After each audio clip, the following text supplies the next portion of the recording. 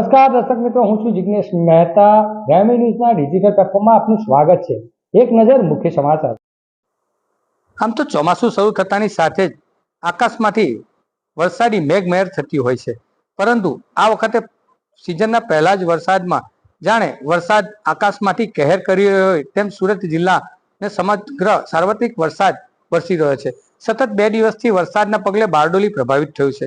બારડોલી નગરની વાત કરીએ તો બારડોલીના સ્ટેશન રોડ મુડીટ પાસે પાણીનો ભરાવો થતા વાહન ચાલકોને હાલાકીનો સામનો કરવો પડી રહ્યો હતો.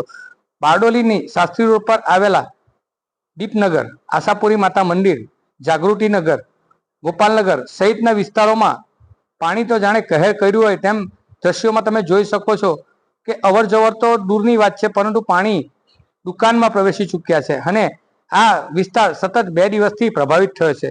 હાલ તો એને બેરીકેડ મૂકીને હાલ તો એ રસ્તાને બંધ કરવામાં આવ્યો છે. જ્યાં સુધી વરસાદ બંધ ન થાય ત્યાં સુધી આ વિસ્તારમાં પાણી ભરાયેલું જ રહેશે, કારણ કે અહીં દર વર્ષે જ આ સમસ્યાઓનો સામનો થતો જ હોય છે. બીજી તરફ આ જ વિસ્તારને અડીને આવેલી જેપી નગર સોસાયટી, ભરવાડ વસાહત પાસે પણ પાણી ભરાયા હતા. કમરસમાં પાણી ભરાતા સ્થાનિક રહીશોમાં આક્રોશ જોવા મળ્યો. નગરપાલિકા દ્વારા જે પ્રી મોન્સૂન કામગીરી કરવામાં આવતી હોય છે તે આ વખતે ફક્ત કાગળ પર થઈ હોય તેવું દેખાઈ આવી રહ્યું છે, જેમાં લોકોનો હાલ તો પાણી ભરાતા આક્રોશ છે.